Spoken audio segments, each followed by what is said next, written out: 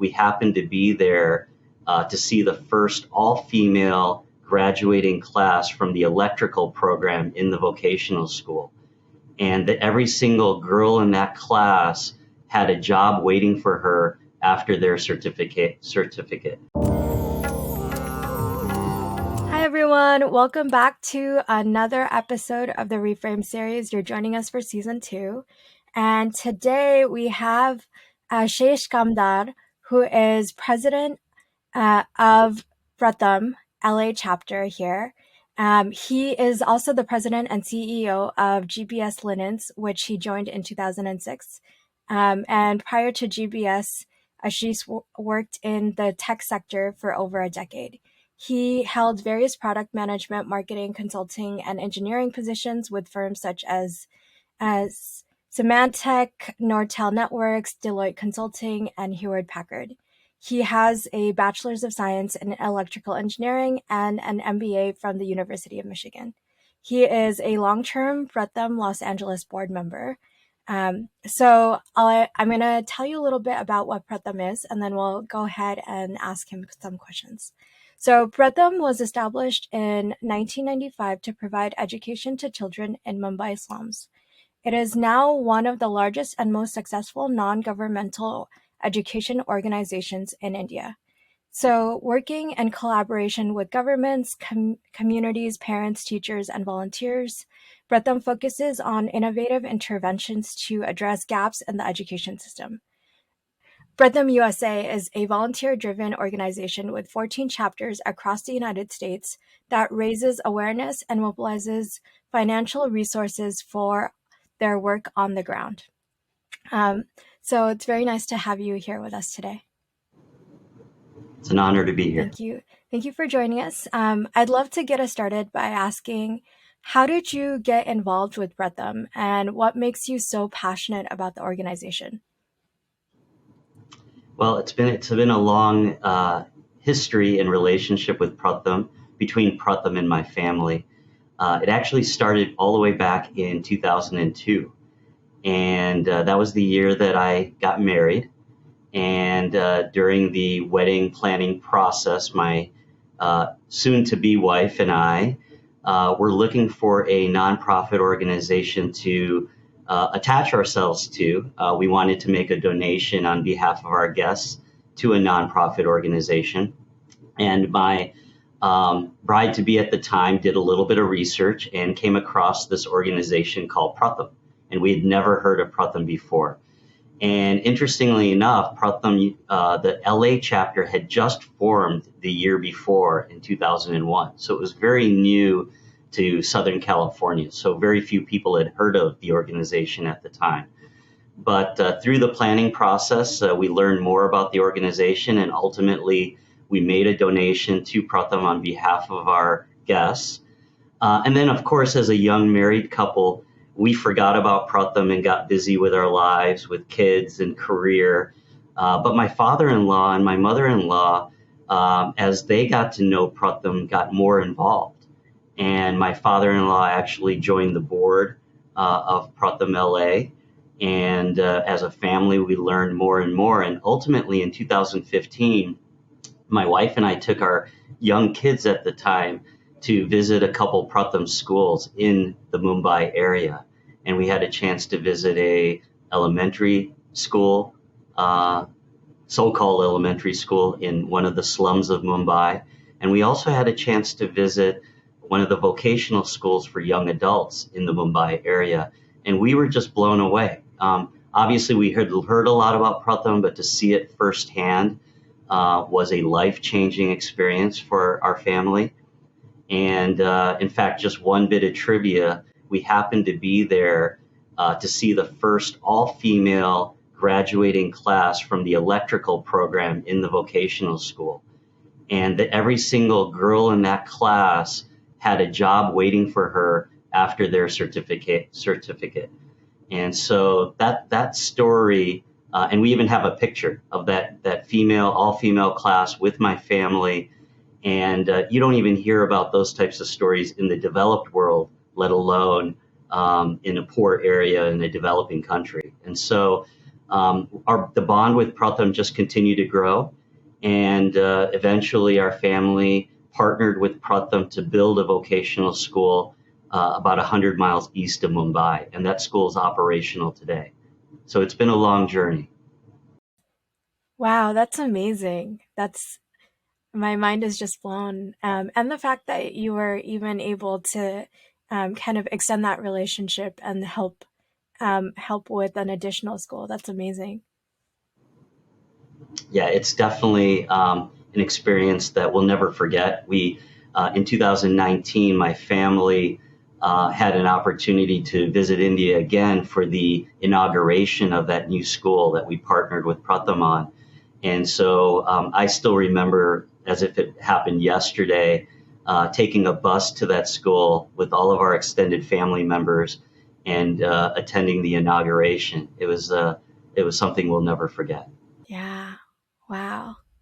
And just as a side note, how is that school doing now?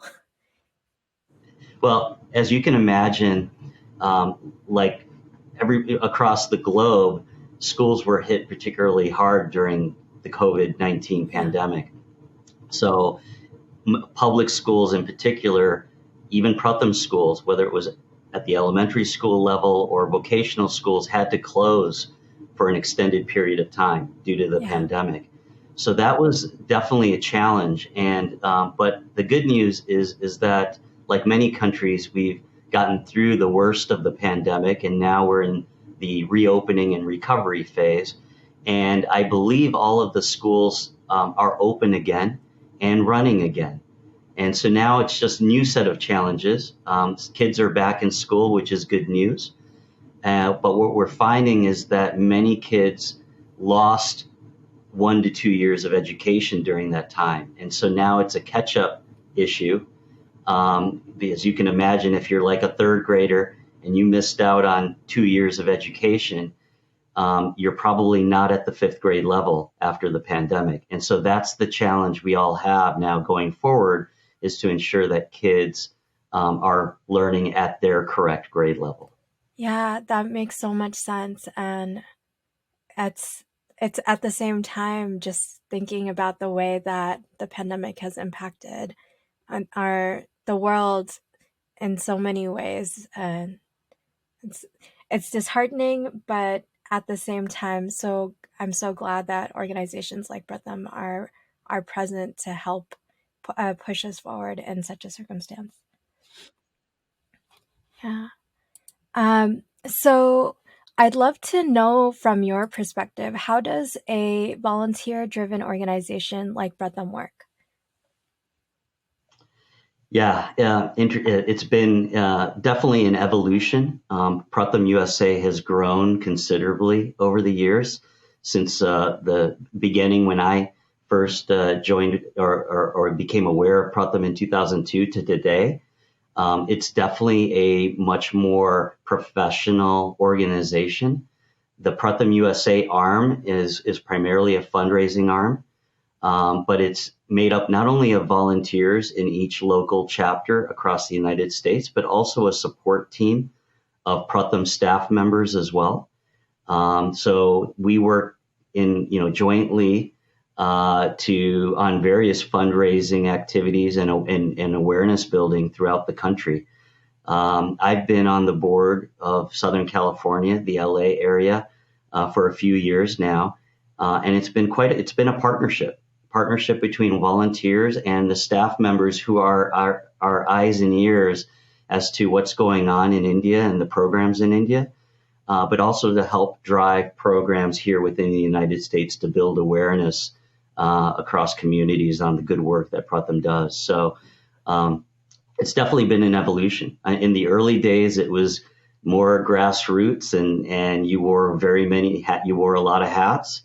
And today we have Pratham staff members supporting each of the local chapters regionally. So it's been neat to see that type of change and evolution over the years. Yeah, it sounds like it's come a long way from being kind of managed by whoever was present and able to give their time to now having people who are actually employed to help support and grow the operations and do the fundraising work.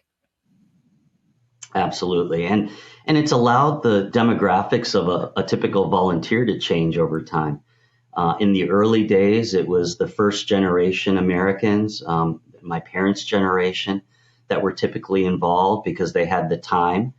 They may have been retired, and so they could devote the hours to what was needed to grow the Pratham USA organization and the fundraising efforts. But today, it's second generation folks like myself and my wife who have a day job and do this on the side, but are so passionate about the work that Pratham is doing that it's just part of feeling like we are living a fuller life, giving back to communities where we came from. And then now it's really neat to see the younger generation getting involved. My kids and other young people in high school and college. And one of the things I love about the next generation is how focused they are on social projects and giving back to their communities, whether local communities or the global community at large. And so that's something that even we can learn from the younger people, is to continue to have that be an important part of our life. Oh, that's really great to hear. So I'd love to know, as the president of the LA chapter, what kind of challenges do you face in your day-to-day running of such an organization? Yeah, no, that's a great question. I think one challenge, there's many. It's always difficult to raise money, uh, whether no matter what type of nonprofit organization you are or what your cause is. So one of the challenges is to continue to make sure that the good work that Pratham is doing, that people are aware of it. So building awareness of not only the issue that Pratham is trying to address, but the types of programs that Pratham has implemented at scale. And so I would say awareness building is one of the key challenges, because people are busy and there are so many organizations out there. And one of the things that I've come to learn in the years that I've looked at the nonprofit world is that there are a lot of organizations and a lot of great ideas, but it's difficult to find organizations that can actually execute, that are actually doing what they say they're going to do. And Pratham happens to be one of those few organizations that I've come to learn that is actually executing on their vision of helping young people with literacy and education at the right level. And I've been disillusioned by a lot of organizations over my lifetime that they say great things, but just to give you an example, if you ask for their financial reports, like where's the money going, then all of a sudden they disappear. But Pratham has been able to execute on their vision. And I think part of the reason that for their success is the quality of the people that are involved at Pratham. It's run like a for-profit organization, very transparent, very open about what they are doing, and run by people who have great experience in other industries or in the for-profit world. And I just think that it brings a level of professionalism and efficiency to the organization, and that is refreshing. Yeah. Not one of the questions that I had for you, but just wanted to ask, how does it go about the process of kind of evaluating what kind of projects that that the organization takes on? Yeah. Sure, that's a great question, and I'm not sure if I'm the best person to answer it. There are folks that do this work in the field in India every day, but I'll just give you my perspective on it. And I think it's changed. The core mission of Pratham was really focused on elementary school kids initially, making sure that they knew how to read and write at their grade level. And Pratham has developed a curriculum that helps kids learn to read and write very quickly and to be at their grade level. And that's where the Pratham's core beginning came from. But over time, Pratham realized that there are gaps in education at all levels, not just young elementary school kids, but into middle school and high school, and then ultimately as a young adult. There's a big gap between what the education system in India provides and what's really needed to get a good job in India. A huge gap. And Pratham felt that they were uniquely positioned to fill that gap as a child develops from those early years to those young adult years. And so over time, the programs evolved to address the different needs of kids as they went through the education system. And so, but the high level mission of being focused on education and young people uh, and in poor areas, that hasn't changed. And I believe that at least for the foreseeable future, Pratham will continue to focus on those areas. It may not just be in India going forward. It may be in other poor developing countries or poor communities. But that core mission of helping kids learn at the right level and get the skills they need to be successful in life, that will never, won't change, at least in my lifetime.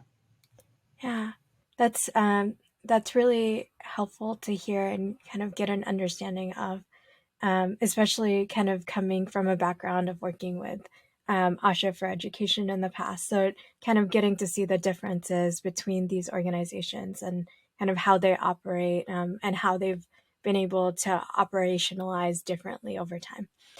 Uh, yeah, so um, I I I'd love to know, because kind of your work is more volunteer based, and you are during the day also kind of doing your day job within all of these, within a business context, and then you're doing kind of the work with Breatham on the side. How what is the kind of the time commitment like for someone who's kind of volunteering or a board member for Breatham? And um, yeah, I'd love to know kind of how that's balanced over time. Sure, sure. And I could talk about for in general and then for me personally. But I think in general, we're looking for people who are passionate about giving back to their communities or the global community in any capacity whatsoever. If you have an interest in just writing a check and giving money to a good cause, that's okay. If you want to roll up your sleeves and get involved with some of the fundraising activities and event planning, that's fine. We're looking for really anyone across all ages to get involved because there's so much to do. And there's always more to do when it comes to education and young people, especially from poor communities that don't have the access. So I wouldn't let the time commitment challenge be an obstacle for anybody, whether you're early in your career, a student, or in retirement. So that's the general answer. Um, and so really, you can spend as much time, and in fact, all of your time on this work. So for me personally, it is a balancing act. But now, as I get towards the end, or maybe the last phase of my career, it's become important to me personally to live a balanced life. And I always think about, well, what is the perfect day for me? And a perfect day for me would be to spend maybe part of my time on my career or business activities, part of my time in the nonprofit world, giving back to my community, part of my time maybe mentoring young people. There are lots of different things that I still want to spend time doing that makes me fulfilled, makes me happy. And so the challenge for me is to make sure that I'm trying to live each day towards that ideal. And so when you're doing the things that make you happy, that's what life is all about. And so for me, it's just trying to find that right balance. Yeah, Part of that too, I would say, is spending time with my family and my friends. So, if I could do all of those things equally, that's a perfect day for me. yeah, I think that that's really wonderful. What My specific curiosity was just more like the number of hours, or like maybe that you might spend in a week or a month with your work as an organization, or maybe a typical volunteer if not a board member. Yeah, it's not a big time commitment. If you're on the board, I would say it's a few hours a week. I think part of being on the board as a volunteer is really connecting people with each other. And so every board member brings their unique network to the table, friends, family, colleagues, the teammates that they have at their work environment. And so really it's about connecting people. And that could be a couple conversations a week. So it's not a huge time commitment. And we meet as a board formally once a quarter. But in today's day and age, with WhatsApp and DMs and email, you can keep the communication flowing without a lot of formal meetings. So I would say that's one big change is fewer formal meetings, but more just ad hoc communication with the group. And again, it's about connecting people, and there may be more work leading up to a specific fundraising event. Some of the chapters have a big annual gala, and those galas take a lot of project management and coordination work. And so there are a few board members that would get involved in an event like that. So leading up to that event could be obviously more hours, but in general, there's no reason you can't be a volunteer and have a day job and have a family and have a life and do all those things equally well. Yeah, thank you for sharing that. I hope that's helpful to folks who are considering volunteering. Um, So, and branching off of that, for those who might actually be interested in getting involved with Pratham, what advice would you have for them? Well, first, start with yourself. Uh, you need to know yourself and you need to spend a lot of time on introspection. And I think many of us have done that, especially during the COVID pandemic. We had a lot of time at home to think about what it is that we want to do in life and how we want to spend our time. So be true to yourself and find out how you really want to get involved and in what area do you want to get involved. I mean, there's so many needs in this world. But if education and young people are near and dear to your heart, then I would hope that you would consider an organization like Pratham. So that's the first step is figure out how you want to spend your time. Because if you do that assessment correctly, then you will end up spending time without even realizing it. That it's just part of who you are and your DNA. So I think that upfront work is really important. Then find the right organization, talk to people, listen to podcasts like this. Um, do a little bit of your own homework. If you're interested in Pratham, find out what Pratham is doing. Get on the website, talk to some people who are from your community involved with Pratham. Talk to other organizations. I'm not here to just sell one organization, but talk to a wide variety of organizations and find out where you think you can make a difference. And then once you pick the one or two organizations that you really want to get involved with, the rest is easy because you will naturally find people that are involved with that organization.